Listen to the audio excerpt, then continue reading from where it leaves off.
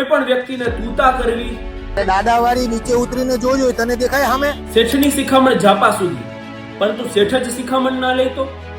સુરત શહેરની અંદર હાલ હાઈબીમ લાઇટ અને મોડિફિકેશનની ડ્રાઈવ ચાલે છે, પરંતુ થોડા સમય પહેલા જ Surat police commissioner Shri BR circle પર હાઈબીમ અને મોડિફિકેશન વાળી થાર ચલાવતા દેખાયા હતા.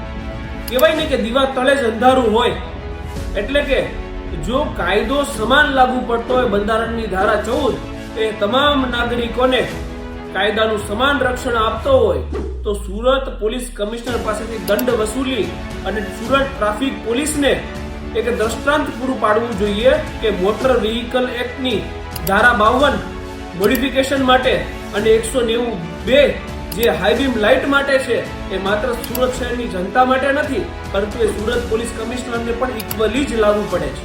અને અન્ય એક પીએસઆઈ ગોસ્વામી છે જે બીઆર સર્કલ ખાતે ઉભા રહી છે અને ટ્રાફિક એન્ફોર્સમેન્ટનું એક સુંદર કામ કરે છે. પરંતુ કહેવાય ને કે રીલમાં જેમ વ્યૂ વધે એમ એમની ખાખી પ્રત્યેની ખુમારીનું જે ગૌરવ છે ને એ ઘટતું જાય છે.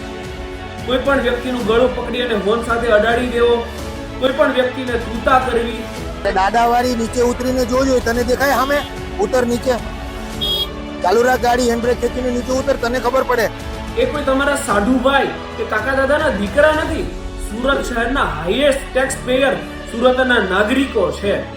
હું એ માનું છું કે તમે કોઈ સર કે મેડમ એમને નહીં કહી શકો, કારણ કે તમારા ગૌરવની વિરુદ્ધ છે, પરંતુ એટલીસ્ટ કોઈ પણ સુરતના નાગરિકને તમે કહીને બોલાવી શકો, એ તો તમારાથી થાય જ. અને એ પેલા કરતા તો સારું જ છે. કોઈ બુટલેગરનો હાથ પકડી અને એની હારે દોસ્તી નિભાવવી,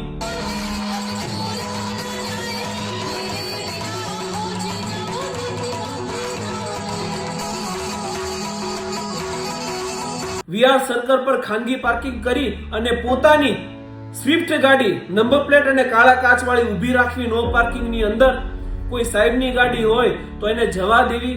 તમારું લાયસન્સ આપો.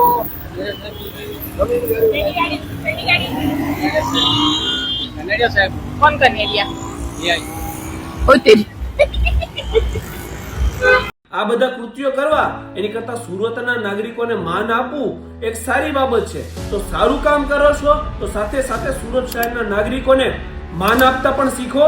બાકી અમે તો માન અપાવીને જ રહીશું. આ યાદ રાખજો. જય હિન્દ, જય સંવિધાન, ઇન્કલાબ જિંદાબાદ.